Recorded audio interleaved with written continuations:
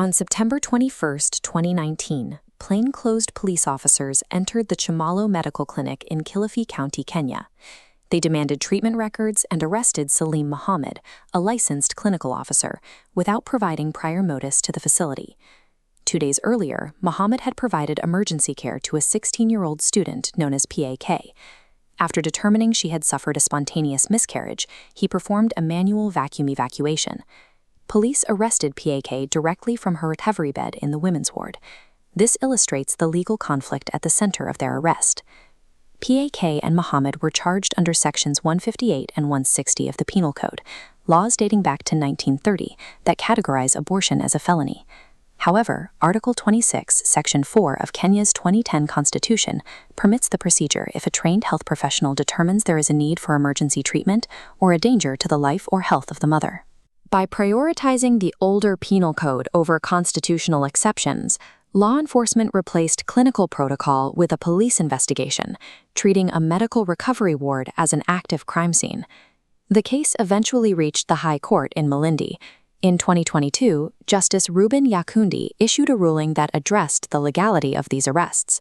The court found that medically necessary abortion is a constitutional right. Justice Yakundi linked this to the broader protections for human dignity, privacy, and bodily integrity found in the 2010 Constitution. As a result, the court quashed the criminal charges.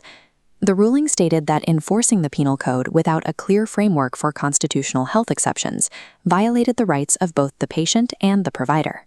For a brief period, this ruling placed a clinical officer's medical opinion beyond the reach of the Penal Code's felony provisions, ensuring that healthcare providers could act according to their training without fear of immediate prosecution.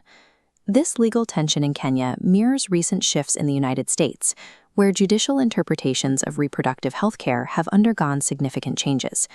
For decades, the U.S. legal system relied on the undue burden test from the Casey decision. This standard required courts to weigh a patient's individual liberty against the state's interest. That standard was removed in 2022.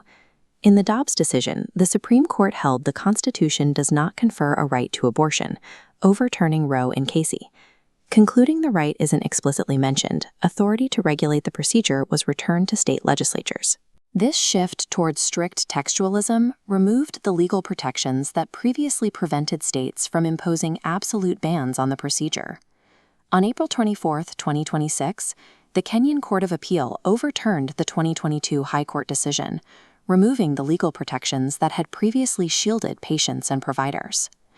The appellate judges held that the 2010 Constitution does not grant a right to abortion. Instead, they interpreted Article 26 as an express prohibition, with access permitted only under narrow medical exceptions.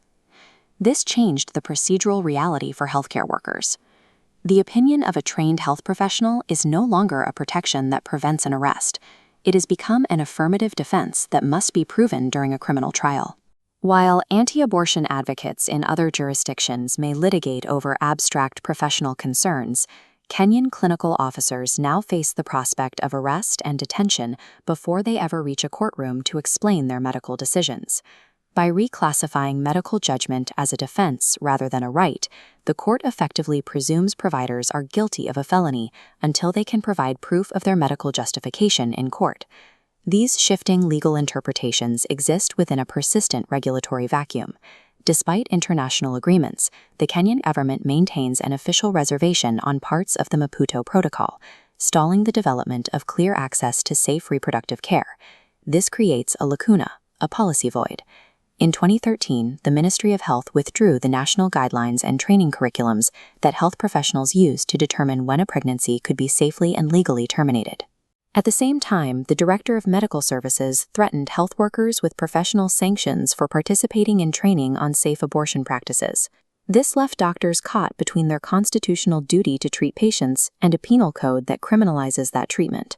A constitutional exception to save a life cannot function if the state actively prohibits the medical training required to provide that care. The reality of this policy void is seen in the case of JMM, a 14-year-old student and rape survivor. Although she qualified for a legal abortion under the health exceptions of the Constitution, a lack of clear information and available services led her to an untrained person in the back of a pharmacy. The procedure resulted in severe complications and chronic kidney damage. JMM died at the age of 18, while her mother was still pursuing a constitutional petition regarding the withdrawal of the National Health Guidelines.